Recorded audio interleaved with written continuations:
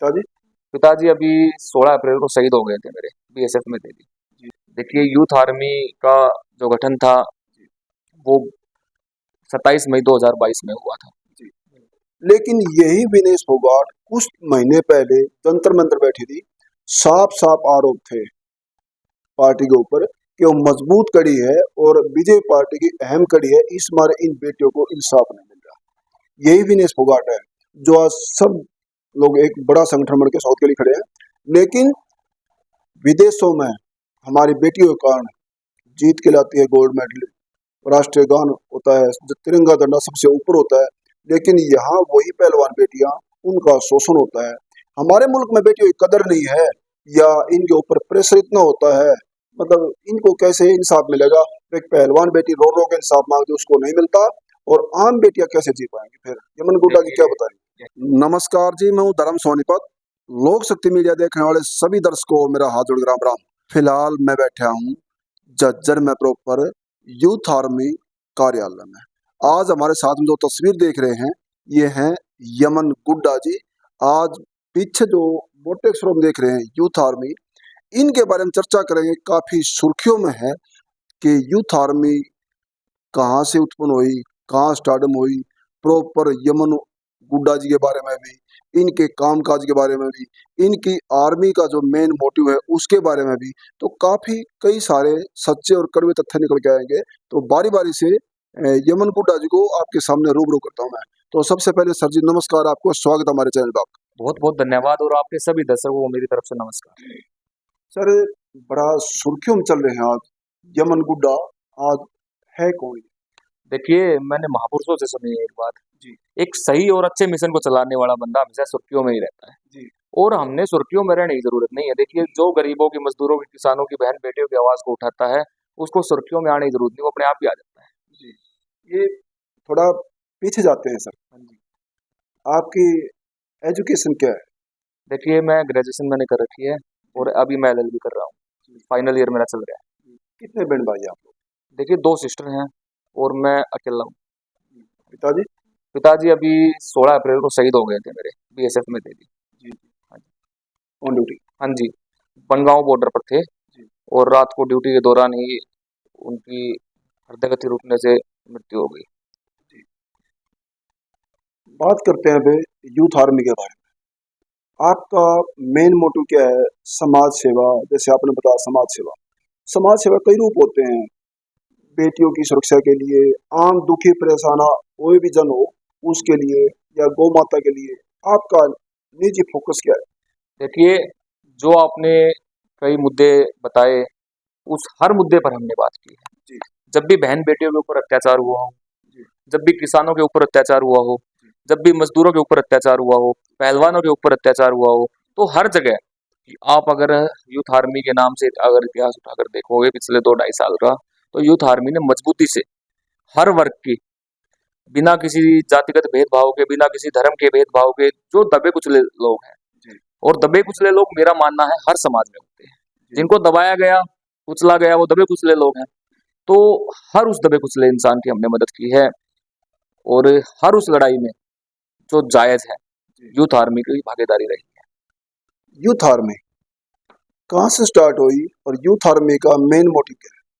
देखिए youth army का जो गठन था वो 27 मई 2022 में हुआ था और सैकड़ों की संख्या में युवा साथियों ने यूथ आर्मी से जुड़े थे। और जब भी हम किसी नए साथी को जोड़ते हैं तो मोटिव अपना जो बताते हैं ना, वो यही है कि भाई यहाँ पर लालच की कोई बात नहीं होनी चाहिए, यहाँ पर ऐसी कोई बात नहीं होनी चाहिए जिसमें किसी संगठन का या किसी बंदे का पर्सनल लालच दिखे। ये जो संगठन बनाया गया है ये गरीबों की, मजदूरों की, किसानों की, बहन बेटियों की, और जो भी मतलब चाहे वो इंसान हो या पशु हो, गौ माता हो, तो जो भी हो उसकी आवाज को बुलंद किया जाए। आज कई बार तो ऐसा होता है कि कोई भी आदमी, और देखिए एक चीज और, एक चीज बतानी रहेगी, हम हमारा मेन मकसद ये है कि भाई जिसकी शासन और प्रशासन नहीं सुनेगा तो उसके साथ यूथ आर्मी खड़ी है, और युवाओं की शक्ति के दम पर, युवाओं की ताकत के दम पर यूथ आर्मी शासन और प्रशासन के कान खोलने का काम करती है। जब गरीब मजदूर की आवाज उनके कान में नहीं जाती तो यूथ आर्मी एक मजबूत आवाज के साथ, एक बुलंद आवाज के साथ उस प्रशासन और शासन के कान खोल देती है। जी। पहले किसी और भी ऐसे संगठन के साथ जुड़े आप लोग? हाँ जी, मैं भीमसेना में भी प्रदेश अध्यक्ष रहा, स्टूडेंट ऑर्गेनाइजेशन का भी अध्यक्ष रहा काफी, तो काफी संगठनों में काम किया है। यहाँ जो झज्जर में बैठे हैं आप लोग, यूथ आर्मी की अहम कड़ी बन के, आपका दायरा है या कहीं अत्याचार शोषण कहीं भी हो रहा हो वहीं पर पहुंच जाते हैं? देखिए, यूपी में भी हमने, राजस्थान में भी, मैं जब जितेंद्र मेघवाल का केस हुआ वहां पर गया, जब एक छोटे से बच्चे को मटकी से पानी पीने के ऊपर मार दिया गया, जब भी मैं वहां गया, और जब हाथरस में, उन्नाव में, जब बहन बेटे के साथ अत्याचार हुआ, उनके साथ रेप किया गया, दरिंदगी की गई, तो भी यमन गुड्डा वहां रहा। और कुछ लोग देखिए ये बोलते हैं कि यूथ आर्मी एक जाति की राजनीति करती है, एक धर्म की राजनीति करती है, तो काफी बार मैंने सुनने में आया। तो देखिए, मदाने वाला केस हुआ जी। और यहाँ पर अकेडी, ये काफी इधर बताने वाला उस बेटी की हमने बल्कि कवरेज की थी, उसका शरीर के कई हिस्से मिले भी नहीं थे। अभी देखिए, अगर आप वहां जाके पता करोगे ना, तो शासन और प्रशासन उनकी नहीं सुन रहा था। जब शासन और प्रशासन ने उनकी नहीं सुनी, तो आप किसी से भी पता करना, जब यमन गुड्डा की वहां पर हम पर गए, देखिए भावुक तो हम थे, और दुख होता है, मुझे दिल से होता है, और इसलिए कई बार मेरे ऊपर जो मुकदमे वगैरह लग जाते हैं, जो मेरे को हरासमेंट झेलनी पड़ती है, वो इसी की वजह से कि मैं भावुक होकर कुछ भी गलत बयान भी दे देता हूँ कि हम शासन और प्रशासन से लड़ने के लिए भी तैयार हैं, और मेरी तरफ से ये गलत बयान नहीं होते। और मैं हमेशा कहता हूँ, अभी आज भी कहता हूँ, जब भी किसी गरीब मजदूर किसान बहन बेटे के साथ अत्याचार होगा, तो हम हर लड़ाई के लिए शांति से, अगर प्रशासन या शासन मानता है तो ठीक है, नहीं तो यूथ आर्मी ने हमेशा क्रांति की बात की है और आगे भी करते हैं। गरीब मजदूर जैसे आपने बताया शोषण हो रहा हो, अत्याचार हो रहा हो, इसमें कोई धर्म जात पात नहीं ना, क्योंकि अत्याचार तो किसी के ऊपर हो सकता है, किसी धर्म में हो चाहे। हम किसी की मदद करने से पहले उसकी जाति या धर्म नहीं पूछते। बिल्कुल। कई बार यमन जी सामने आता है, आदमी बार बार कैमरे के सामने सुर्खियों में आना, कईयों का मिशन होता है पैसा कमाना, कईयों का मिशन होता है जो फेमस होना, कईयों का मिशन होता है राजनीति से ताल्लुकात बढ़ाना, अपने आप को पॉपुलर करना और उनके पहले में आकर पैसा कमाना। यमन गुड्डा का क्या मतलब है? देखिए, अगर जो काम मैंने बताया, जो अच्छा काम करता है ना, उसको किसी राजनेता के उसमें प्रसिद्ध होने की जरूरत नहीं, खुद राजनेता बुलाते हैं जी। और मैंने तो वो चीजें भी देखी है, जब हमने सरकार के ऊपर दबाव बनाया तो बड़े समझौते करने की कोशिश करते हैं जी। और हमें किसी की जरूरत नहीं। देखिए, मेरी किसी नेता के साथ कोई पर्सनल दुश्मनी नहीं है, हमारी दुश्मनी उसके साथ है जो एक पद पर बैठा है और उस पद का दुरुपयोग कर रहा है। गलत मतलब जनता के अधिकारों को छीनना, युवाओं के अधिकारों को छीनना।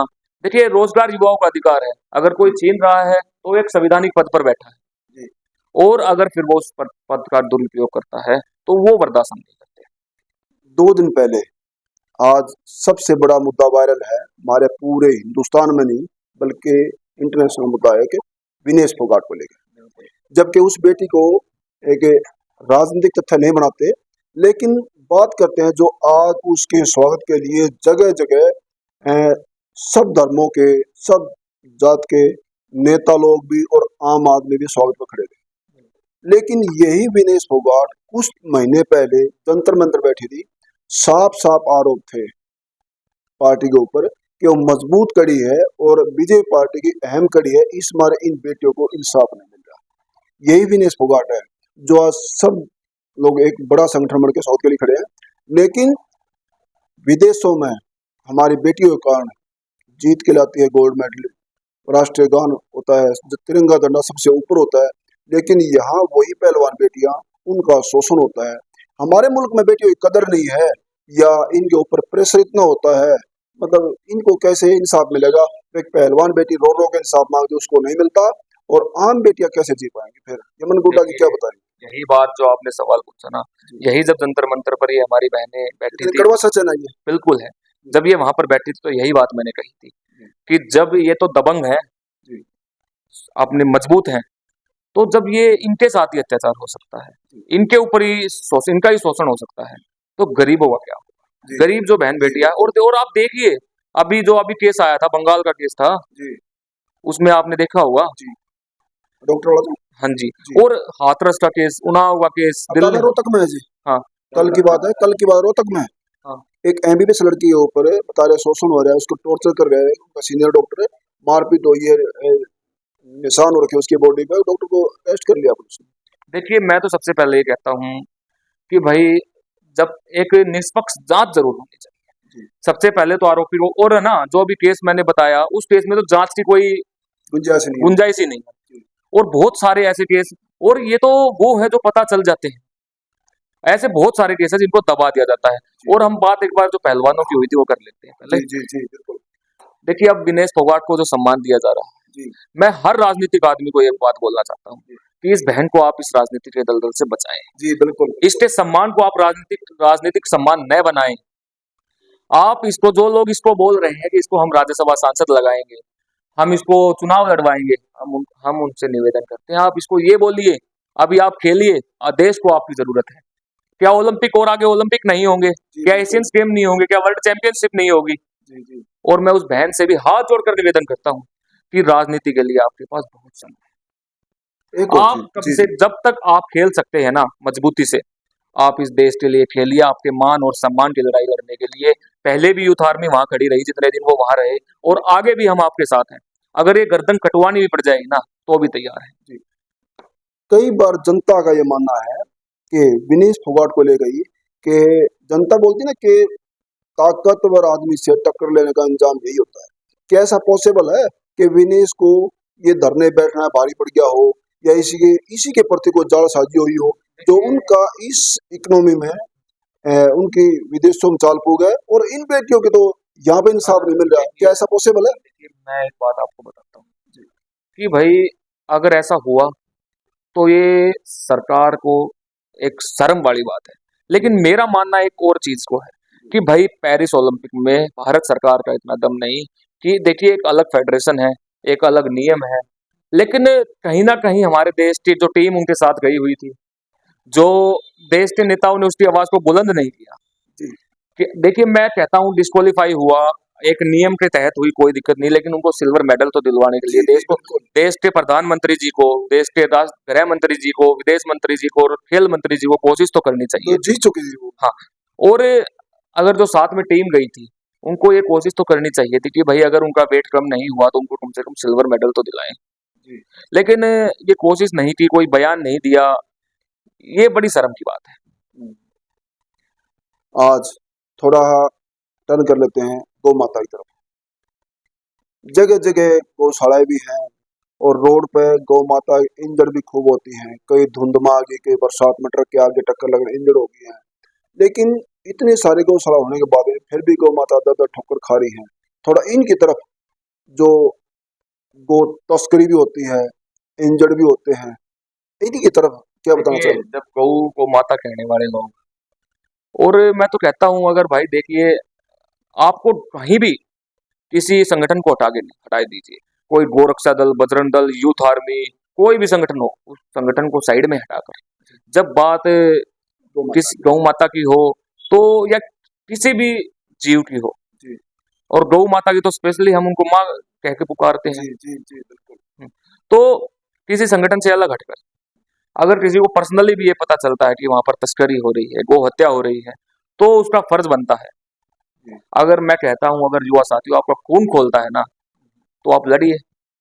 अगर आप जिसको माँ कहते हैं उसके लिए भी नहीं लड़ सकते तो क्या फायदा फिर ऐसी जवानी का। जी। एक और चीज, पीछे एक मामला सामने आया था, देखा था हमने, हमारे साथी हैं, मीडिया साथी, उन्होंने कवरेज की थी कि एक लड़की वेट लिफ्टिंग में गोल्ड मेडल लेके आई है, लेकिन यहाँ आके वो शादी ब्याह में 500 रुपए की दिहाड़ी पे बर्तन मांगती है, काम करती है। क्या एक गोल्ड मेडल की कीमत यही होती है कि लाने के बाद में जूठे बर्तन मांगने पड़ेंगे उसको? देखिए मैं ये बात एक और कहना चाहता हूँ। देखिए विनेश फोगाट को सम्मान दिया वो उसकी हकदार थी, जी बिल्कुल।